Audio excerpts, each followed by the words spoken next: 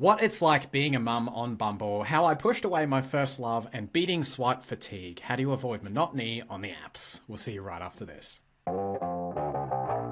G'day and welcome to the Tinder Project, the podcast where a straight Aussie man attempts to survive 365 days dating online as an American woman. I'm your host, Mark Rosenfeld, Australia's dating coach for women. I'm here with my sidekick, self-love coach, Teal Elisabeth, and together we have one mission: to make meeting good men fun and easy for you. Let's give it a whirl. Mark! Teal! How are you today? Look at I'm that well. gorgeous face. Yeah. Thank you. Wow. It's I actually have on the to say, receiving end of that. ladies and gents, I have to say, doesn't Mark look dashing? Because no one would ever know that he has been fully sleep deprived for the last, how many months, weeks now? Like 3 months? We're going on about with 2 this little months baby of sleep keeping regression. him up. Yeah. About 2 months of 2 5 to 6 months times a of night wake-ups.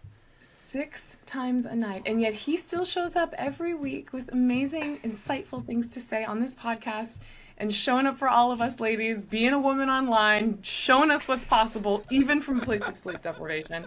I just have mad props to give you. And I will also say that because I've been through this and I'm about to go through it again, it is not for the weak of heart. It is probably one of the most challenging things on the planet. Like, nobody talks about how effing difficult sleep deprivation is until you go through it. Like, you don't It's even feel so like you. tough. You feel like you're like a shell of yourself, right? Yeah, it's so tough. I mean, thank you, first of all, Teal. That was lovely. Love the intro. Yeah. Episode 20.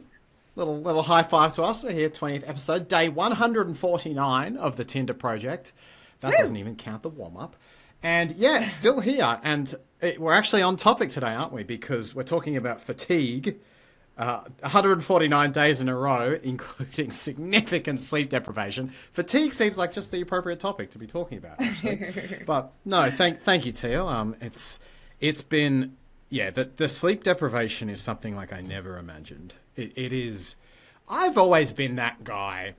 I was like this I know a lot of people like this in college, but I was like this in my late 20s, early 30s. I'll pull an all-nighter, no worries at all, and power through. I almost enjoy it. I kind of take a little bit of sick pride in doing that and just being okay. But night number 2, night number 3, night number 14, night number 28, it is so...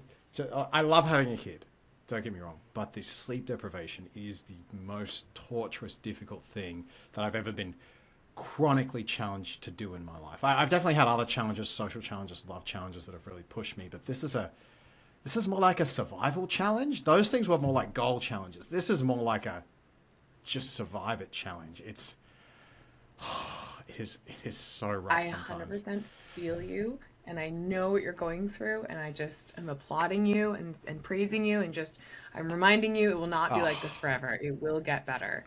But it is really, really tough right now. Yeah. Thank you, Tio. Are you well as well? Are you getting better? You had your I'm little getting coffee there. last week. Can I say funny things this week, or do I need to be serious to not make you laugh? You can say funny things. They may still make me cough, and I may not be very happy, but I like Okay. laughing. We'll so cut them in let's post. make It's it fun. fine. Just get these There we awkward go. cuts of Teal. It'll be I'll just cut between them. All right, Teal. I became a mother over the last 2 weeks. I take that back, actually. That's complete disrespect to every mum that's listening. You've never been through what we've been through. Stop that. Okay, fair. But I have on Bumble. I have on Bumble. So just in the Bumble space, I have quite literally been through what you've been through. And look, Teal, it's early days still. We're on day 15 of the Bumble Mum experiment. Now, every good experimenter knows that when you're testing variables, you only ever change one thing at once. That's how you know if the change you've made had an effect. Don't take I mean, sometimes you have to take 2 medications at once. But in an ideal world, you don't take 2 similar medications at once. You don't make 2 changes to business processes at once. Because it's hard to know which one had an effect. So what did I do? I changed 2 things at once. Now, I knew I was doing this when I was doing it because the 2 things I changed was, first of all, I became a mother. Second of all, I moved from Hinge to Bumble. Now, I knew I was doing this at the time. I felt that we needed to get a fresh app, just do something fresh. And I didn't want Hinge to ban us the way Tinder has. That'll be a story for another day. So I just wanted to kind of reset things. But it has created a little bit of a problem that I anticipated, which is we can't know exactly whether it was the move from Hinge to Bumble that caused some of these changes or the move from not a mother to a mother that caused these changes. But the early days of the experiment is a little bit feeling like when I did Bumble in the warm-up phase. That was before the Tinder project started, which is you do have more conversations on Bumble that burn out than on some of the other apps because you as the woman open the conversation and then the man only has 24 hours to respond. You are hoping he logs on that day and sees the message. And there's plenty of times he just won't. So you can potentially waste a lot of time sending opening messages to men who literally never even look at them. But so far, in terms of numbers, we are definitely going through more men. So in terms of this month, I have been through 67 profiles in 2 weeks, as in viewed 67 profiles. From a couple of weeks ago, you guys will remember, that's typically about how many we go through in... we go through about 80 in a month, typically. Maybe as high as 100, as few as 60. But we're already through 67 this month. It's only been 2 weeks. So we're burning through more profiles. We've had 28 conversations started, but some of those have not even got off the ground. 5 phone drops, 2 phone calls so far. So it's hard to tell because the first week, as I say, is always a write-off. You almost never get dates in the first week. So if you discount the first week, we're starting to get momentum now. We've got a few calls coming through. It may turn out to be pretty close to regular. But one thing that I have appreciated is that the actual matches, we've still got a lot. Like it started at 500 and then it was 600, 700. I believe it's at 1950 today. We're still getting about 20 to 30 new ones each day. So there has been no shortage of potential matches for us as a single mum. And I think that's brilliant because that shows that, okay, men are still swiping on us. Men are still open to us. Yes, I know some guys don't even look. They just swipe. But we're still getting into conversations. Are a few burning out? Are we getting a few more unmatches? Yes, I would say we are getting a higher rate of those things. But again, is that because we're on Bumble? Is that because we're a mum? It's a little bit hard to know. But overall, I have seen we've got plenty of men, more than we could ever know what to do with. Hundreds, thousands more than we could ever know what to do with. We're still getting phone calls. It's a little bit slower, but that might even be just Bumble's a little slower than Hinge because the men on Bumble are a little more laid back in general because that's what the app caters to. So that's kind of my up-to-date so far. I'll have the final scores for it in 3 weeks. But so far, I'm meeting some cool single dads. I met a couple of cool guys, and I'm getting a mix of some of them are dads and some of them aren't. About 50-50 in terms of her matches. Okay. So yeah, there's definite hope and inspiration and potential for all our mamas out there. And yet it's... And keep in mind, this is a 1-year-old. I'm putting that the child is a 1-year-old. So that's basically gets easier the older the child gets. So a 1-year-old is intense. Choice to date a woman. It is the intense choice. They're still not sleeping through the night at that stage. Probably not. You're dating a sleep deprived one as well. So that's all going well. Teal, do you want to hear about when basically how I blew my first love? How I destroyed it, botched it. Yes. Are you okay with sharing that? Because that sounds a little... I'm okay with sharing that. I maybe use the term first love a little bit loosely, but I would say it was definitely the first woman that I really had a true heart-to-heart connection with. Is it love at the time? I probably would have said yes at the time. Looking back compared to what I now know is love, maybe not. It kind of never got that far along. But at the time, amazing woman. Thought very highly of her at the time. Have no idea what she's doing now, but still would think very highly of her if I ran into her in the street. But so this is basically what happened. It's actually a little bit in line with our topic today because I was going out a lot to bust my social anxiety and to get over my agoraphobia and kind of put myself out there. And I was going night after night and getting rejection after rejection, 10, 12 rejections a night over and over again for weeks, months on end. And you can imagine, just like going on the apps, that gets pretty tiresome. That starts to really suck. You're sitting there at 5 p.m., you're tired, you've just had dinner, you're on the couch and you're going, if I don't get to the club by 9 p.m. tonight, I'm going to fail my goal for the year. And all I have to look forward to in that stupid club is most likely 10 to 12 rejections. Based on previous experience. That's most likely what's going to happen tonight. And I want to go to bed and I'm tired. So this is, I can relate to the swipe fatigue from a nightclub fatigue perspective. But anyway, I was in this process. I can't remember exactly how many days in I was, but it was a few. I would say it was not within the first 30 nights. It was probably around night 40, night 50. I actually used one of the pickup lines that I described to you last week. For those that know Brisbane, this is more of a pub, and we're out in the outside area basically. And I saw a few women sitting down with a couple of men as well. And I think it was a group of 5 of them. And I'd already sort of worked up my courage, and I just said, screw it, I'm going to do it. I'm going to see who's single in that group. And I walked over and I said, hey guys, sorry I'm late. And the whole group burst out laughing. They thought it was the funniest thing ever. And they said, hey, you're really cool. You need to meet our friend. And there was a 6th member of this group who I guess had got dragged away for some reason. And the 6th member of the group came back and sat down, and she was gorgeous. She was, I went, oh my God, the friend is stunning, amazing. So we got chatting and we connected really well. We exchanged numbers. And at this point, I hadn't really had a lot of success taking women I met in a club or at a bar out to actually dating them and maybe even having a girlfriend. This was 30, 40 nights in. I'd maybe had a hookup or 2, but there wasn't really a lot of traction in terms of longer term stuff. This one had traction. So we started connecting. I took her out on a date. It was amazing. I'm trying to remember what the first date was, but it was freaking magical. And we just connected really well over that year. And the start of the project. And we started going on multiple dates. We started hanging out a lot. We started sleeping together. Things were ticking along very nicely. We got to an awkward point because I was on my mission for the year. I had this year-long goal. I wanted to get to the end of it. I was still meeting people consistently every night, mostly women. And I'm sure she probably picked up on that. And so as we were connecting further, I'm sure that she reached a point where she noticed, oh, he goes out a lot. He's clearly very confident. At least that's how she would have seen me. And he's not asked me to be his girlfriend. He's not moving things forward to the exclusive point. I'm sure she started self-protecting there. Anyone would. And so she started pulling away a little bit. Not a heap at first, but just enough that I could sense she was replying a bit more slowly. And I thought maybe she's like dating other guys or something, whatever it was. So I had the brilliant solution at the time. I said, okay, I know about women. I'm learning about women on this journey. The biggest thing you don't do is be needy as a guy. So I said, clearly, I'm being over-available to her, Teal. I have too much availability. I'm being weak in her eyes. Maybe weak's the wrong word, but I'm being needy in her eyes, and I'm prioritizing her too highly. So she's losing attraction. That must be what's going on in this scenario. Very clearly, I was all over it at the time. So, of course, I started doing a little bit of that myself and saying, okay, we can see each other on weeknights now, and like maybe not weekends and stuff. But it was still salvageable until her birthday came around. And she basically said, look, I would really love you at my birthday. Would you like to come? All my friends are going to be there. It'd be great to have you at my birthday. It's this Saturday night or whenever it is, next Saturday night. I remember it was a Saturday. And I stopped at this and I thought, oh, if I go to this, Teal, she's going to think I'm so needy, like I have nothing else to do on a Saturday night.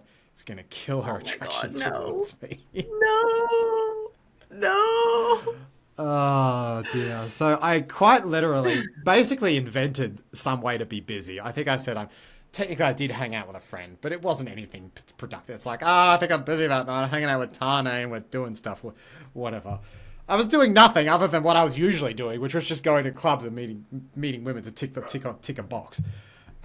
And usually getting rejected 95% of the time doing it. Oh my gosh. But I didn't want to be needy, Teal. I couldn't attend her birthday. That would be too needy. So, after this happened, she was pulling away further, and I was like, this shit isn't working. I'm being less needy, and she seems less interested. What's not working here? And finally, about 3 weeks later, I basically said to her, or she said to me, like, what's going on here? We were so connected. We're going to class. I can really sense there's distance now. And she's like, Mark, you didn't want to come to my birthday. So to be honest with you, I ended up inviting another guy who I started seeing because I figured you weren't interested. And at that point, the penny dropped for me, Teal. I was like, oh shit, the not being needy thing, the being unavailable thing, I think I might have taken it too far. I think I overcooked it. And I was actually really sad at the time. So I tried to get her back and I tried to say, I'm sorry, I didn't realize. But it had been a few weeks at that point. I think she'd started taking the other guy more seriously. He seemed like he was very serious about her. He went to the friend's birthday thing. And so eventually I accepted my fate. But I said, all right, her name, I guess I could say her name. Her name was Hannah. I said, all right, Hannah, can we at least do a farewell date? can we at least do a goodbye date? And I don't know what I was expecting, Teal, but it didn't go well. I don't know how a goodbye date with someone you're losing ever does go well, but Teal, it didn't go well. It was literally, here's what it consisted of. This is so cringy. It was me finally convincing her to hang out with me one last time, and we did. I think we walked around for a couple of hours, but obviously the vibe was very different. And then she said, all right, old mate, which is a guy she'd been sealing, he's picking me up at 2, and then he picked her up. Oh, God. That was the last day. I was like, this is a terrible goodbye date. But then I'm like, what did I expect from a goodbye date? I gave her a cute card, Teal. I gave her a cute card that said, some people come into our lives and what is it? Some people come into our lives and quickly exit, or some people come into our lives and quickly leave. Others come into our lives, leave footprints on our heart, and we are forever changed. So I did give her a very cute card, Teal, but it didn't change the outcome. Well, Sadly. I think there's a really good takeaway out of all of this story. What's the takeaway, Teal? Which is, teach me. Let's bring it home for our listeners here. I think here is that even though men, when we're out there dating, we're online, we're talking to all these guys, you know, it can feel very much like we are the ones that are the insecure ones. We're the ones trying to make sure we're not coming off too insecure, too needy, too this or too that. But we have to remember, ladies, that men are also feeling these things too. It's a two-way street, and it's not just all about how we feel. And we also have to make sure that we're not reading too much into their actions. And if something feels off, just bring it up early and often. Say, hey, just like she did, which I think was beautiful. I think she just waited too long to communicate that. Hey, you know, what's going on? We seemed like we were having a good connection, and then now you seem a little distant or weird or off. I think the more that we can lean we into learned being salsa really together, Teal. Salsa. I know, but if you're at the salsa level, like you should be able to talk openly about how you're feeling. So I think it's just a really good reminder, because I've heard this too, and my girlfriend, you know, came to me the other night and she was like, gosh, this guy seems so great. We connected on all these levels, but then he just started acting all just bravado and like machismo and just pretending like he was too cool for me and all this stuff. And I'm just like, it's such a turnoff. And it really makes me wonder, you know, is he also masking his own insecurities there? Is it that he is just an absolute douchebag and she wanted to write him off? Or do we give him a chance to say, hey, I really feel like we were connecting here, but then I also noticed this other side of you, and I just want to understand a little bit more. Like, are you a douchebag, or is this you just hiding something of an insecurity? Yeah. And if so, let's clear through that insecurity together so we don't sabotage this. And I do think that this is a really valuable takeaway for women to realize, is that men a lot of times are trying to act confident. They're trying to not look XYZ, too needy, too whatever.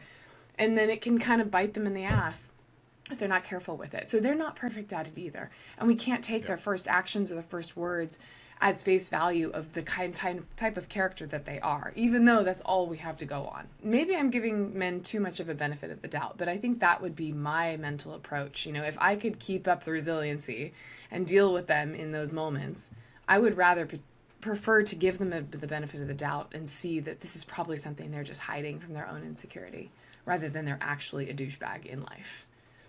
I was so insecure in that moment and with her. And I think as well, because I knew myself and how much failure I'd been having. And then in the little snapshot of me that she had seen, I was probably this super confident guy that sat down with her friends and was always going out.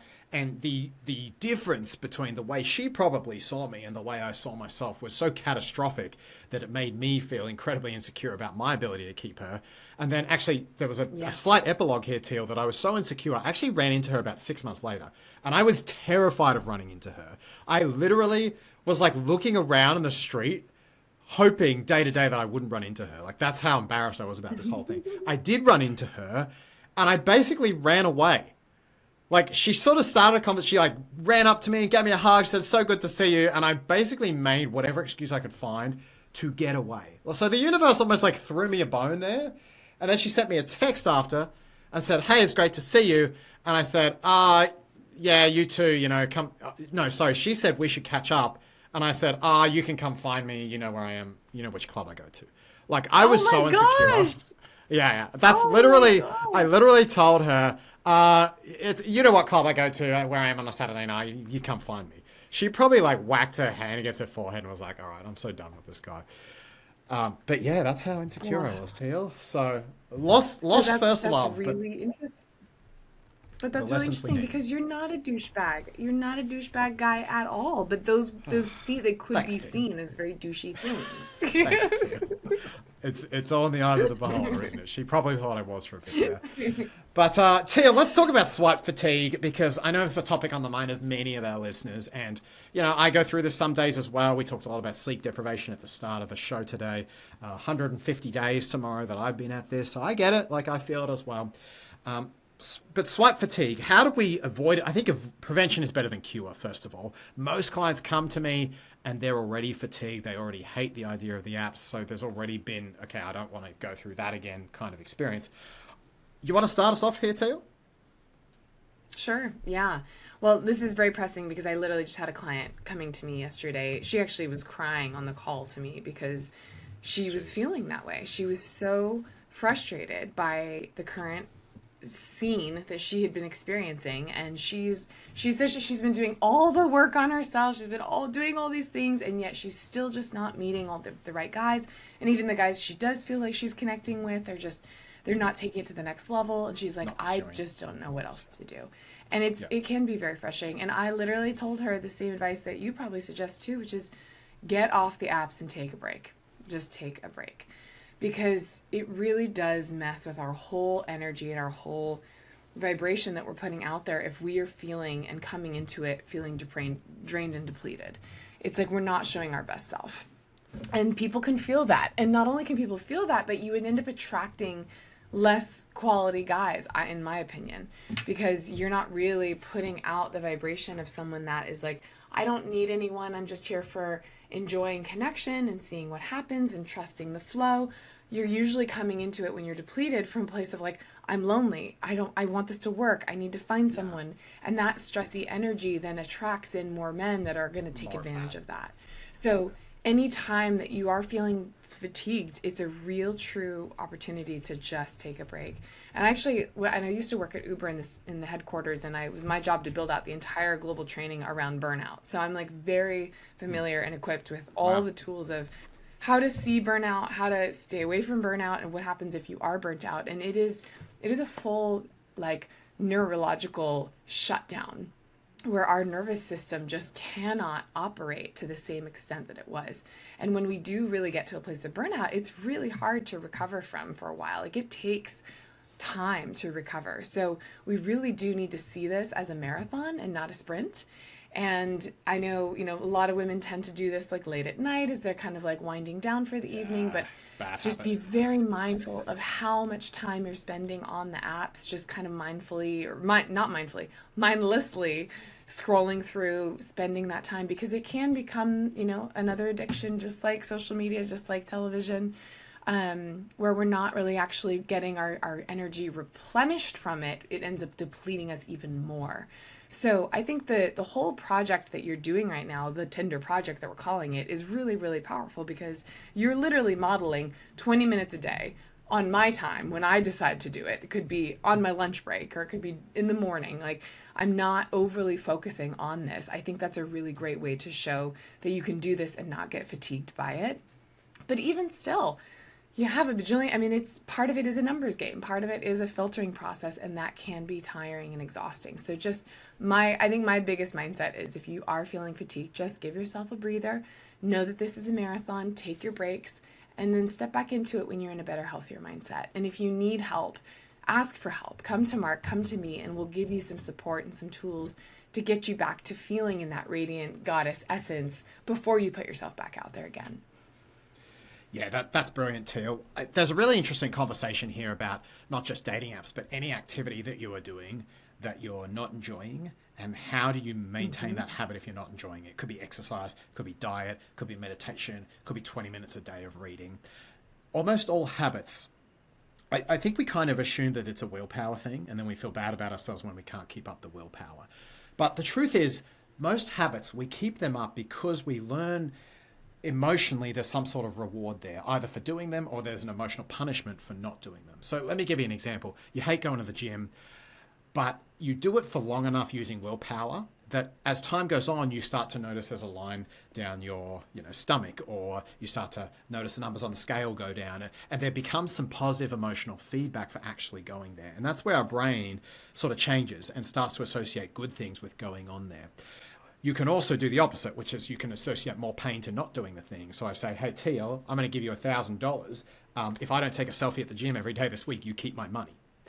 So there is more pain, emotional pain associated with not doing the thing. So a lot of my work with clients, and yes, most clients come to me, they've already gone through the burnout because they've tried everything, or at least they think they've tried everything. And when our brain is out of ideas, we just get depressed because we basically give up and accept our situation. With the right strategy, you don't have to do that, but you don't want to jump back on when you're burnt out. So with almost all clients, I have them take a break first, usually a month, sometimes 2 months, and then we bring them back in with this very specific strategy. But even then, those first 30 to 60 days can be really tough. It can bring up your insecurities. The first few can go really badly. Even I am not getting dates for the first week. So I try as much as possible to change my clients' emotional experiences. And for example, doing it as a group and having a laugh. Or we might find a scammer and actually game him. Or, there has to be some way, if you're going to do it long term, any habit, this is not just apps, without getting burnt out, there has to be an emotional reward there somewhere. And it can't, with apps specifically, it can't just be I find my husband, because it's very binary, and it's kind of like, it's one of those things you don't have it until you do. So it's not like exercise where you can see the pounds coming off, or money where you can see the numbers in the bank account increasing. You need some other habit that feels, not logically is, but feels rewarding along the way, so that you're getting some little kick. For me, one of my big wounds, two things I fear most in life is inhibition, so losing my self-expression. I talked a little bit about this last week, and failure. So if we have a look at even this challenge, why am I able to do this? Well, it's because I fear failure, and so having to come on the podcast and say, okay, guys, I screwed it up is a negative emotion for me. And then self-expression has always been a struggle for me. So even though it's really hard going to the nightclubs as the example, by forcing myself to do it, I started to feel good about myself when I was having some success. So let's say that feminine energy is a weakness for you. You could say, all right, I'm not very strong in my feminine energy, but the apps are a really safe place to practice it and have little wins along the way. So you start seeing your feminine energy wins the same way I started seeing women in the nightclubs no longer walking away from me, at least giving me time for a conversation. So you see wins along the way. Basically, whatever it is, you've got to find something that's emotionally rewarding in the experience. Either that or you make not doing it emotionally painful. And as I say, it could be a little growth that you have. It could be you get a bunch of ladies around and you laugh at it. I like to do that with clients. We do it in groups. We have a swiping half hour. Everyone laughs and it makes it a positive experience. There has to be something in those first 60 to 90 days that means you're not just willpowering, because your willpower will run out. You will have a weak day and you will drop the habit. So sometimes it happens by accident. As I say, you go to the gym and you go, oh, yeah, look at that. I wasn't expecting that, but I got some lines there on those abs. Or it's something purposeful where you intentionally go with the girls and you have a laugh. But yeah, I think the biggest thing with busting swipe fatigue is figuring out, maybe it's I don't know, maybe you make it a really cheeky, evil sounding one, like, hee, I'm going to learn how to manipulate men to like me on the apps. Now, I'm not saying that do it from a negative place, but having power over men can be kind of powerful, right? Women like feeling like goddesses. To tell me if I'm wrong, Teal, and part of being a goddess is you kind of have worshippers and people who are doing whatever you want. So maybe you can treat apps a little bit like that and learn how to influence and quote unquote manipulate men using feminine energy in a positive way that actually makes you feel good and feel empowered. But whatever it is, you've got to find something, somehow, that is emotionally rewarding. Otherwise, your willpower might get you through 30 or 60 days, but it'll fall off after that. Yeah. I like your more scientific approach to it, for sure. And almost seeing it as just a overcoming of a habit. It did trigger me, though, when you said manipulating men using your feminine energy. That I do not like that. And I do not believe in that. And I know that that's not what you were intending with it. But I get what you're trying to say, of just how can I make this more fun and more intriguing. But please, let's clarify that we are not purposely trying to manipulate or use our feminine power in a manipulative way. No, I think right. It's an interesting topic, because is there such a thing as healthy manipulation?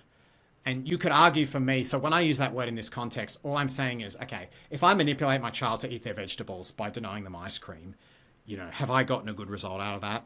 Probably, right? If I have manipulated someone from not taking their life because I am a suicide prevention person on the phone, then to me that's a form of positive manipulation. So manipulation always comes with a very negative context. But in this context, I'm just talking about changing the world to be the way you want it to be. Because manipulation usually assumes that you're negatively influencing the other or negatively affecting the other person to get your own needs met.